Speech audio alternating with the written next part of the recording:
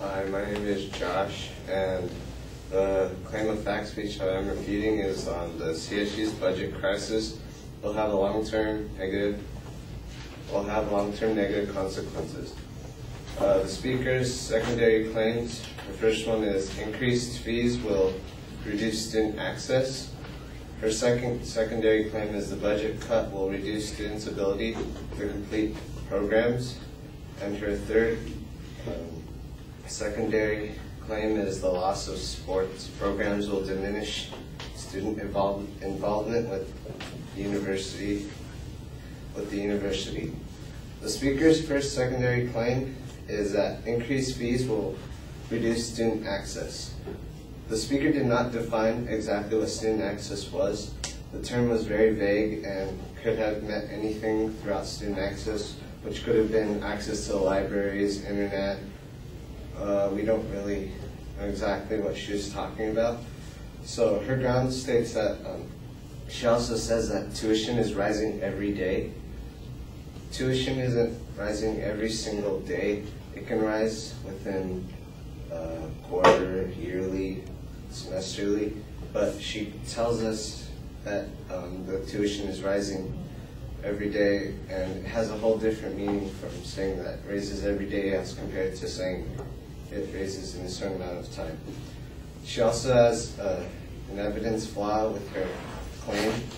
She says that the evidence that she gives us is that the cost of tuition from 2002 has increased about 113%, and the main point of the evidence is saying, or she said that the main point was that students would be in debt, while her claim she was saying is that it would reduce student access, so the evidence would be irrelevant to what she's trying to prove for her claim. The grounds that the speaker has for her first claim, she explains how costs can affect students but do not directly affect how it can affect their access. The speaker's secondary claim is that cuts will reduce students' ability to complete programs. The speaker provides the audience with relevant evidence, but she does not give sufficient evidence. She gives us evidence from only Cal Poly schools, where her whole claim is based on the CSU's schools in general. And so what she could have given was that, I got a quote from the CSU Chancellor from Charles Reed as of 2011.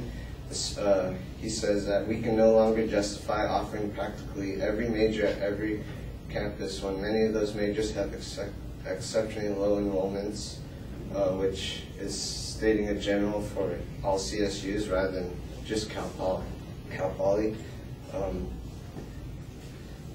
She also claims that the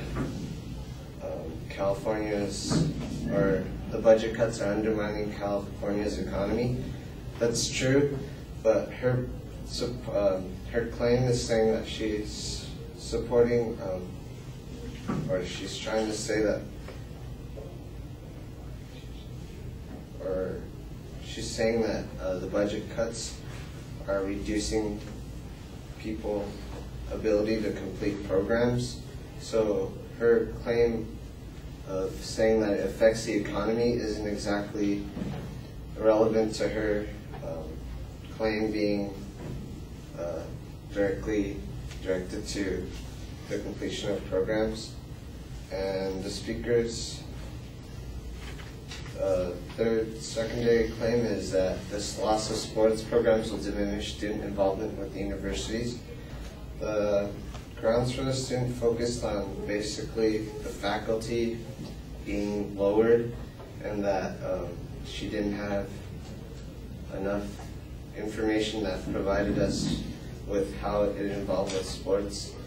And so, for example, she could have said something along the lines of, last year we declared system-wide impaction and said we are going to reduce enrollment by 10,000 students that we did not receive, and funding by the state, which was also said by Charles Reed as of 2009. And she also brings that a quote from Obama. He raised taxes to get the debt out of the economy. the economy is, or the evidence is irrelevant because she's talking about sports programs, but it could have been replaced by another piece of evidence that was related to the loss of sports. So in conclusion, she had many flaws that make her claim weak. Most of her grounds do not support her claims, and some evidence does not strengthen her claims, and overall the speaker needed a stronger amount of evidence and better organization of her claims.